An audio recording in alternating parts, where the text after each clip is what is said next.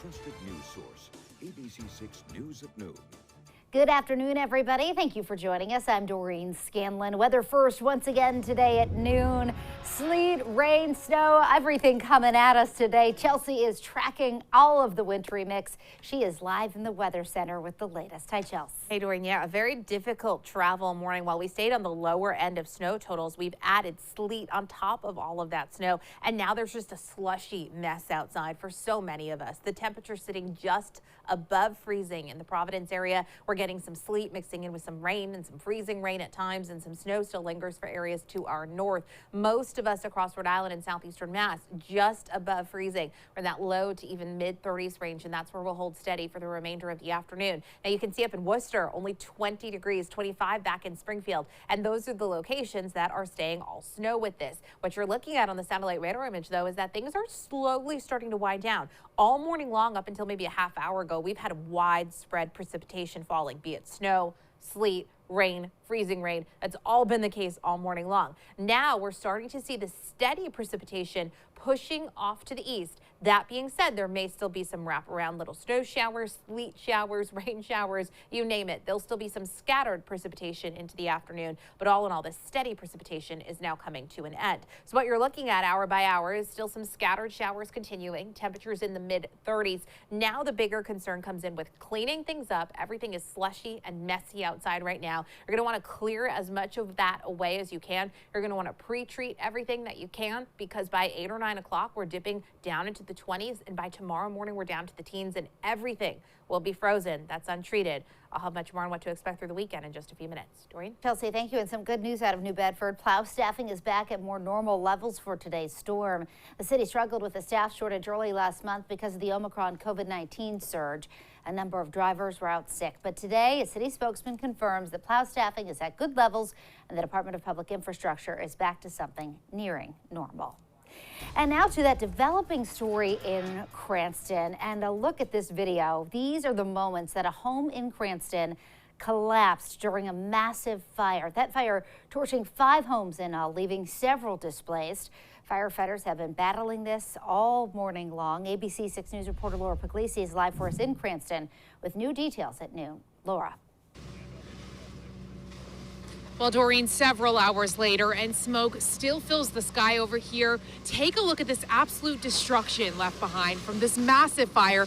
It took a 2-story building and knocked it down into a pile of rubble. After hours of fighting that fire, the cleanup will continue and begin on this piece of, this house, rather. Now, the good news, we do know that no one was hurt in this, but several animals did die. Now, firefighters will investigate what caused this fire to begin. All of a sudden, it seemed like all the windows and all the doors, flames started to burst out of them. All of a sudden, I could hear cracking, loud cracking and everything else. I said, it's going, and boom, right down. Tom Luca describes the moments the home across the street collapsed in flames. The 2-story home crumbling to the ground, leaving behind a thick cloud of black smoke. Couldn't really see, like, you know, the smoke was so heavy. I couldn't see much of anything except for once in a while I see the trucks. It was so heavy I couldn't even see the trucks in the street. Neighbors along Lincoln Avenue in Cranston watched the blaze in shock. They watched it spread to not one home, not 2, but to 4 other houses. Julio Garcia lives just 2 houses down from the scene. His home was spared. I'm glad there is no wind, but you never know. When those things happens, anything can happen. So I just wake up and I stay alert to see what's going on. According to officials, all residents were evacuated and no one was hurt, but several animals died, including cats, ferrets, and rabbits. Cranston Mayor Ken Hopkins says that's where they believe the fire started. Some heaters that were warming up some animals in the backyard, they covered it with a blue top, and that ignited. That set off what looks like about 5 different houses have been affected by this. Now nearly the whole neighborhood without electricity or power in the midst of a snowstorm. I have no gas, no electrician, so it's cold now. I get no electricity, so we're heating water on the stove, get some coffee. Despite all the challenges, Mayor Hopkins calling the situation lucky and praising the firefighters for their heroic work that likely saved lives. We're lucky. Believe it or not, we're lucky because these houses are so close together. There's a lot of people living in them, and we got them all out safe. And as you can see here, this scene is far from over. This started around 3 in the morning, and it is really just beginning in terms of cleanup. You can see the crane here behind me picking up those pieces of rubble, kind of dragging them out of the area. After that, the state fire marshal will go in. They'll start their investigation into figuring out what caused this fire. We're going to have much more on this, and we'll continue following this as the day goes on. But for now, live in Cranston, I'm Laura Puglisi, ABC 6 News. All right, Laura, thank you. We're also following some national headlines this noontime. President Biden announcing his pick for the Supreme Court, nominating Judge Ketanji Brown Jackson. The president had vowed to nominate a black woman to replace Justice Stephen Breyer, who's retiring at the end of this term. And now it will be up to the Senate to confirm her. ABC's Rena Roy has the latest. A historic nomination for the nation's highest court, President Biden picking Judge Ketanji Brown Jackson to serve on the Supreme Court. If confirmed, she'd become the first black woman to do so. I would welcome the appointment of a black female to the court. I believe that diversity benefits the Supreme Court. Jackson currently serves on the D.C. Court of Appeals. From 2013 up until last year, she served as a United States District Judge. She also has experience as a federal public defender. Jackson has been confirmed by the Senate on a bipartisan basis 3 times, twice as judge and once to serve on the U.S. Sentencing Commission. She was born in the nation's capital and grew up in Miami, Florida, before attending Harvard for undergrad and law school. She then became a clerk to Justice Stephen Breyer, her mentor, whose seat she'd be filling if confirmed. Justice Breyer announced his retirement about a month ago. Since then, President Biden has studied the histories and case records of candidates, meeting with them and consulting legal experts before landing on Jackson, making the offer to her by phone Thursday night. The Senate will hold a hearing before voting on whether to confirm Jackson. She needs a simple majority of 51 votes to secure her seat. We believe a Supreme Court nominee ought to be respectfully treated, thoroughly vetted, and then voted upon. This historic announcement comes exactly 2 years to the day after President Biden made a campaign promise to appoint a black woman to the Supreme Court. A White House spokesperson says the president is impressed by Jackson's experience and roles at all levels of the justice system, her character, and her legal brilliance. Rena Roy, ABC News, New York. Now, locally, Rhode Island General Treasurer Seth Magaziner is endorsing the pick. Magaziner is running for the 2nd Congressional District seat. In a statement, he said he commends President Biden for this historic nomination and hopes it serves as a symbol of hope. And sitting Congressman David Cicilline says the judge has demonstrated commitment to justice over the course of her career. Now, this new at noon, the DCYF disclosing the near death of an infant in Pawtucket. The department says the investigation shows maltreatment was involved, but no other details were released. The department says prior to this incident, it had no prior involvement with this family.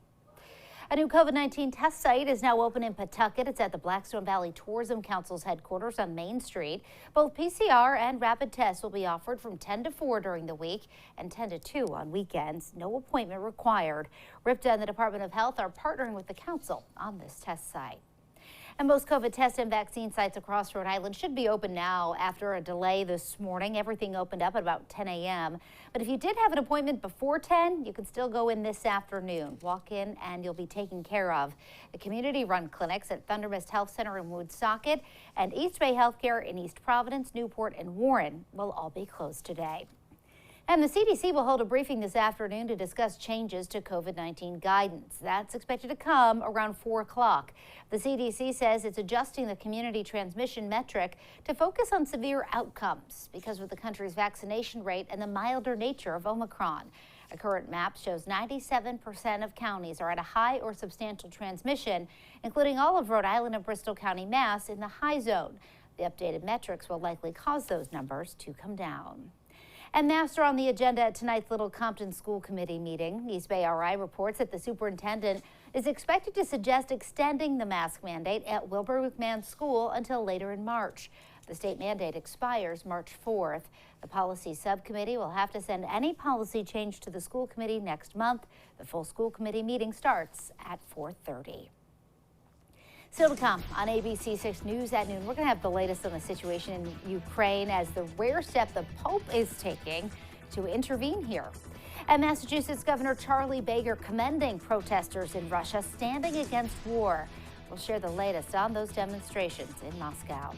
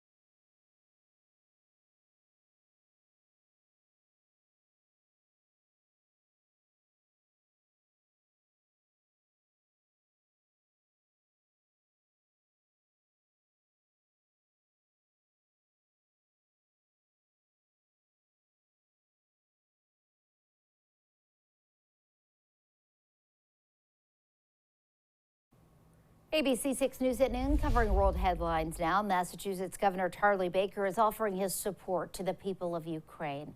Baker said those citizens chose a free and open democratic society and bristled at the actions of Russian President Vladimir Putin.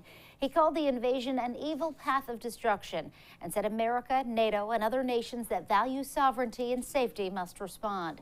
Baker also said he hopes the sanctions cut Putin off from the modern world. One man's actions, the actions of a tyrant, now put that all at risk and millions of innocent lives in jeopardy at the same time. The images of this tyrant's war that strike me are not the rolling tanks or explosions in the distance, but that of innocent people who are being killed and bloodied. And the governor also commended the crowds in Russia protesting the war. And it is being called a real rarity. Pope Francis visited the Russian embassy in Rome in person today to express deep concern about the war in Ukraine. Experts say the move has no recent precedent. Popes typically meet with ambassadors and heads of state at the Vatican, but this personal appeal is different. The meeting lasted about a half hour. And Russian troops continue their assault on Ukraine, the capital city of Kyiv, now under attack. But back in Russia, those protests Governor Baker commended continue. ABC's James Longman reports from Moscow.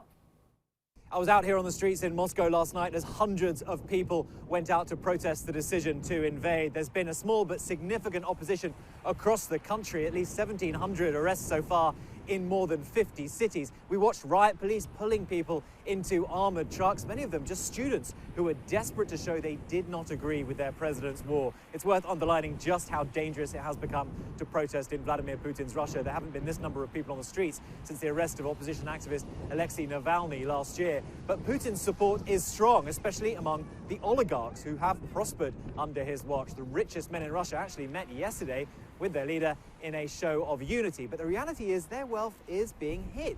The stock index here has had one of the worst days in history as a result of sanctions. It's rallied a bit now, but initially they lost between them $39 billion in less than 24 hours. Russia has said it has now prepared a retaliatory package of sanctions against the West. Now, they do hurt ordinary people, of course, but the US tactic is to target those closest to Putin. The problem so far is that nothing seems to be dissuading him.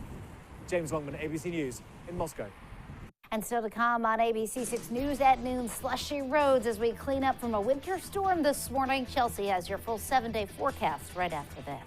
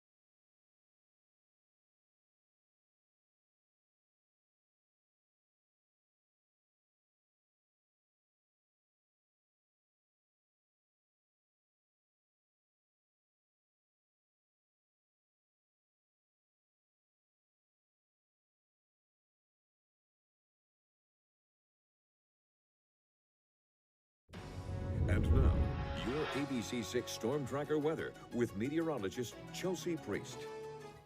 Well, we've seen a little bit of everything outside. In the early morning hours, heavy snow started to move in. Pretty quickly, we transitioned over to sleet and eventually some rain outside, and now just a slushy mess as the precipitation slowly starts to wind down.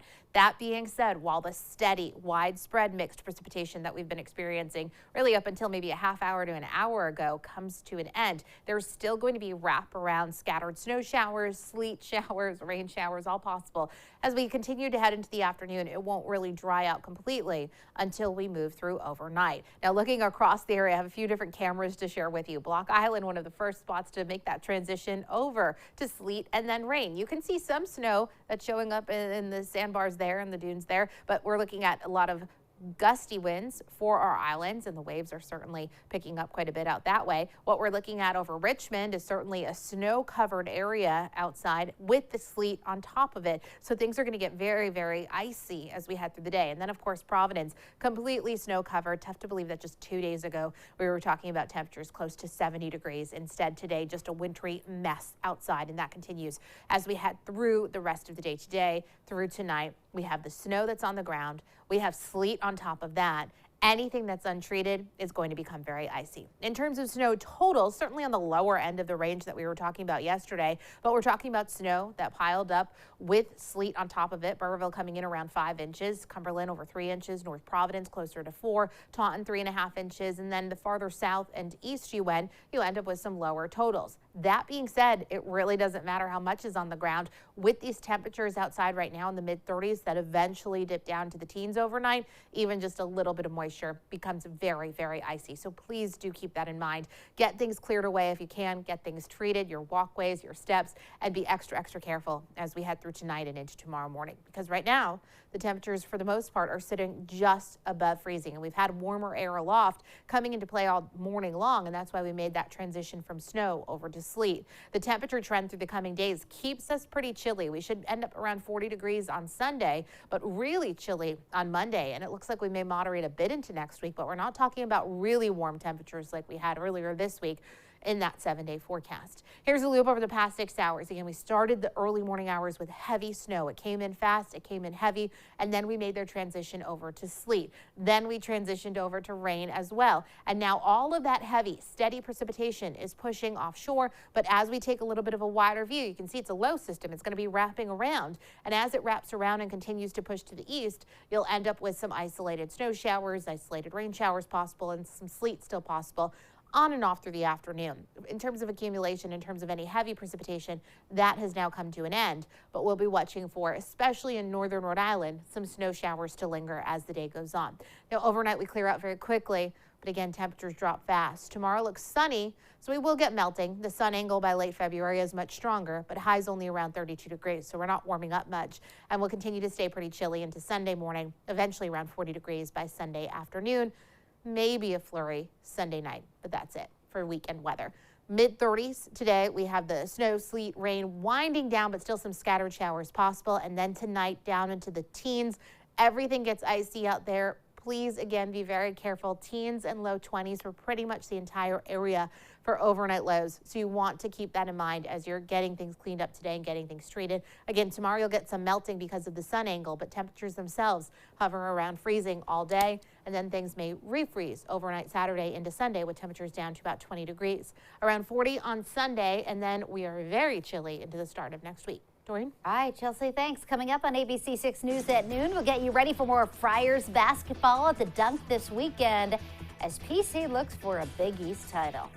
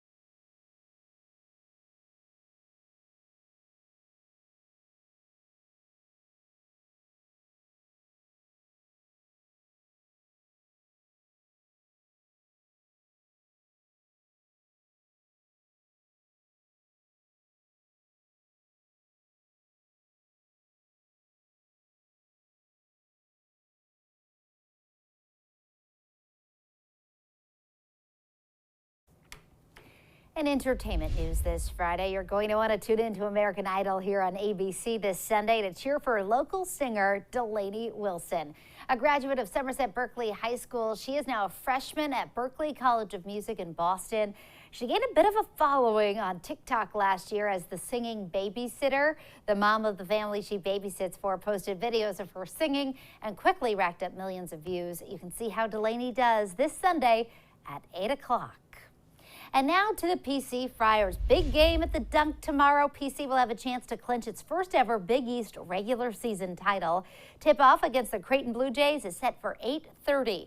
The 11th place ranked Friars hoping to win another one at home, coming hot off their Wednesday night triple OT win against Xavier. You can count on our ABC6 sports team to bring you all those highlights.